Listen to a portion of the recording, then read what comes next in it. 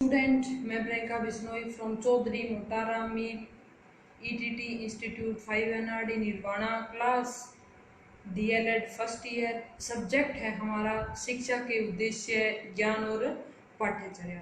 Topic है हमारा student आज का एलिज की डी स्कूलिंग अवधारणा। यूनिट 4 का टॉपिक है एलिज की डी स्कूलिंग अवधारणा। स्टूडेंट 3 यूनिट हम हमारी क्लास में कंप्लीट कर चुके हैं, तो चौथी यूनिट की आज एक टॉपिक एलिज की डी स्कूलिंग अवधारणा मैं आपको पढ़ाऊंगी। चौथी यूनिट का टॉपिक है एलिज की डी स्कूलिंग अवधारणा। एलिज ने क्या कहा था कि विद्यालय अध्ययन की परंपरागत संस्थाएं हैं। इन संस्थाओं ने प्राचीन काल से ज्ञान के स्रोत पर राजनीतिक एकाधिकार रखा है। एलिज के अनुसार संस्थाएं अपने कार्य के प्रति ईमानदार नहीं हैं। वर्तमान में एलिज के विचारों के समर्थक जॉन होल्ट, गुडमैन और क्या है कि जॉन होल्ट और गुडमैन क्या है इसके एलिज के विचारों के समर्थक हैं। इन्होंने क्या कहा था कि एलिज के अनुसार, एलिज ने कहा था कि संसार के सभी स्कूल समाज पर शिक्षा के प्रति विपरीत प्रभाव डाल रहे हैं।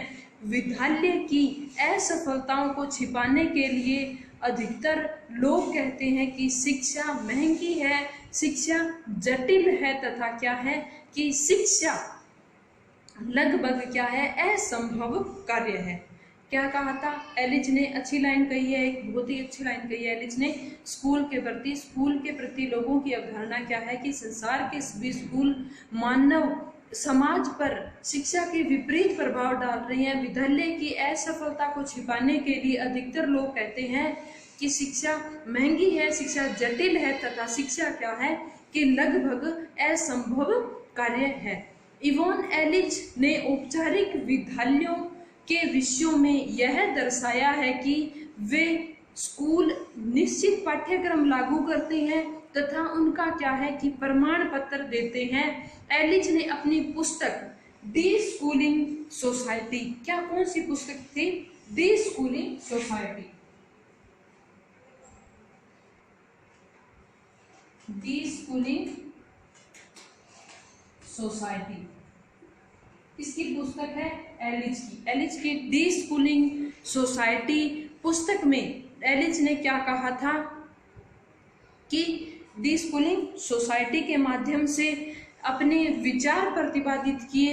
यह शिक्षा के संस्थागत बनाने के विरोधी थे। कौन?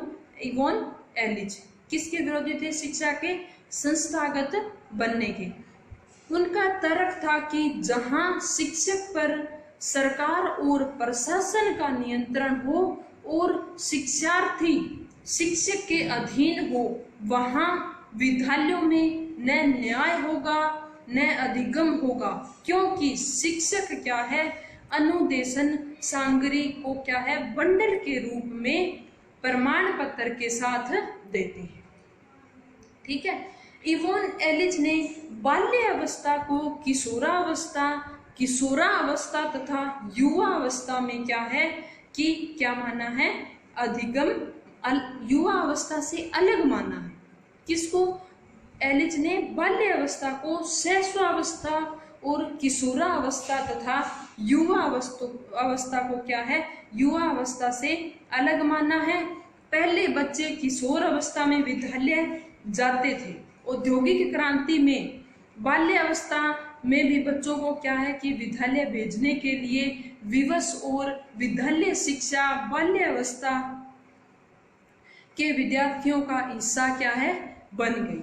अधिकतर बच्चे बाल्य अवस्था का आनंद नहीं ले पाते हैं, वे शैशवावस्था वाली क्रियाएं क्या है करवाते हैं। एलिज का कहना है कि इनमें से अधिकतर व्यक्ति स्वयं का बचपन जिए ही नहीं। अतः क्या है विद्यालयों को समाप्त करने से क्या है शैशवावस्था व किशोरावस्था के बीच में बाल्यावस्था रहेगी। एलिज कहते हैं कि शिक्षक गरीब को पढ़ाने का अधिक क्या है कि शिक्षक गरीब को पढ़ाने का अधिक प्रयास नहीं करते, ऐसे गरीब अभिभावकों के विद्यार्थी को भी नहीं जो अपने बच्चों को क्या है कि पढ़ाना चाहते हैं। उनका अनुभव है कि एक मध्यम वर्गीय परिवार के बच्चों को क्या है स्कूल इसलिए भेजता है कि वो क्या है सब न सीखे जो गरीब बच्चे सड़कों पर सीखते। ठीक है। एलिच कहते हैं कि उन्होंने जहां तक देखा है कि एक ही स्कूल में एक साथ शिक्षा प्रारंभ करने वाले एक ही उम्र के गरीब बच्चे अधिकतर शैक्षिक उपलब्धियों में पीछे रह जाते हैं। ये पिछड़ापन क्या है, कौन सा, ये पिछड़ापन बच्चों को अपनी अभिव्यक्ति घर पर उपलब्ध पुस्तकों में से अवगत में भ्रमण, जहां तक देखा है कि एक ही स्कूल में एक साथ शिक्षा प्रारंभ करने वाले एक ही उम्र के गरीब बच्चे अधिकतर शैक्षिक उपलब्धियों में पीछे रह जाते हैं। ये पिछड़ापन क्या है कि बच्चों को अपनी अभिव्यक्ति पर और घर पर उपलब्ध पुस्तकों में से अवगत में भ्रमण क्या है पर जाने तक है। क्या है कि हम छात्रों को अंतहीन शिक्षा की ओर धकेल रहे हैं, उनमें गुणों का विकल्प नहीं कर रहे हैं। एलिच ने कहा है कि मुझे विश्वास है कि अब स्कूलों की भ्रामक क्या है व्यवस्था को समाप्त करने का क्या है समय आ गया। ठीक है। उसके बाद में हम पढ़ते हैं कि डी स्कूलिंग अवधारणा को नकार पाना क्या संभव है, इसके पक्ष और विपक्ष में तर्क समझाइए। पक्ष और विपक्ष में तर्क। डी स्कूलिंग सोसाइटी किसकी पुस्तक है, एलिच की पुस्तक है। एलिच के हमने क्या पढ़ा, शिक्षा के प्रति विचार पढ़े, एलिच की डी स्कूलिंग अवधारणा पढ़ी। उन्होंने क्या है कि स्कूल जो वर्तमान में चल रहे हैं उनका क्या है कि उन्होंने विरोध किया था। अब देखते हैं कि डी स्कूलिंग अवधारणा क्या वास्तव में सही है या फिर गलत है, इसके पक्ष और विपक्ष में हम तर्क देते हैं। इवोन एलिच एवं उनके समर्थकों के द्वारा दिए गए विचार वास्तविकता पर आधारित होने के कारण क्या है कि उन्हें नकार पाना संभव नहीं है। इनके विचारों के पक्ष और विपक्ष दोनों पहलुओं को क्या है कि निष्पक्ष भाव से देखने की आवश्यकता है। यह बात सही है कि विद्यालय अपना एकाधिकार रखते हैं, परंतु शिक्षा केवल क्या है विद्यालय तक ही सीमित नहीं। क्या है कि इन्होंने कहा था कि शिक्षा केवल विद्यालय तक क्या है कि सीमित नहीं है। यह बात भी सही है कि विद्यालय अपना एकाधिकार रखते हैं, परंतु क्या है कि शिक्षा केवल विद्यालय तक सीमित नहीं है। जहां तक कि विद्यालय केवल परंपरागत पाठ्यक्रम, शिक्षण विधियां व पास करने के तरीके को अपनाए हैं। मतलब क्या करते हैं कि विद्यालय क्या करते हैं, विद्यालय में परंपरागत पाठ्यक्रम जो पुराना पाठ्यक्रम चलता आ रहा है वो शिक्षण विधियां और क्या है कि उसको अगली क्लास में उसका एक सर्टिफिकेट देने में क्या है उसको अपनाए हुए हैं। वे वास्तव में समाज के लिए शिक्षा के उद्देश्यों को पूरा नहीं कर रहे हैं। हालांकि विद्यालयों में जाने से बच्चों के भविष्य को और अच्छा बनाने का अवसर प्राप्त होता है। हालांकि विद्यालयों के माध्यम से सभी को शिक्षित करना संभव नहीं है, अतः सभी को समान अवसर एवं शिक्षा प्राप्त करने के लिए वैकल्पिक या अनौपचारिक शिक्षा की व्यवस्था आज के समाज की क्या है जरूरत है। एलिच के द्वारा प्रतिपादित डी स्कूलिंग प्रत्यय को व्यापक अर्थों में लागू करने की क्या है आवश्यकता है। इवोन एलिच ने विद्यालय व्यवस्था को समाप्त करने की अवधारणा को प्रतिपादित किया। एलिच ने अपनी पुस्तक डी स्कूलिंग सोसाइटी के माध्यम से शिक्षा की विद्यालय व्यवस्था की व्यापारिक व्यवस्था माना। उनके अनुसार क्या है कि विद्यालय शिक्षा एक ऐसा वर्ग पैदा करती है जो क्या है, उपभोक्तावादी मानसिकता का होता है। ठीक है, वर्तमान समाज को यह शिक्षा पद्धति वास्तविक रूप में पूर्ण शिक्षित नहीं कर रही है।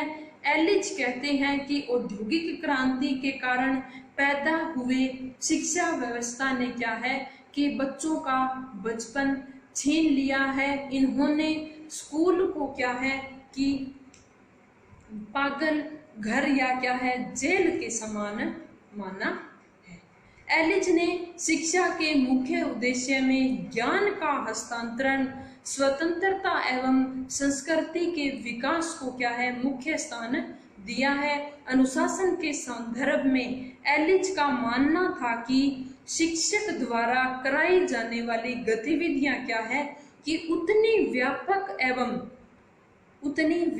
एवं रुचिकर हो सकती है कि बच्चे स्वयं अनुशासित रहें तथा शिक्षण विधियां पाठ्यक्रम की प्रकृति के क्या है, अनुरूप हो।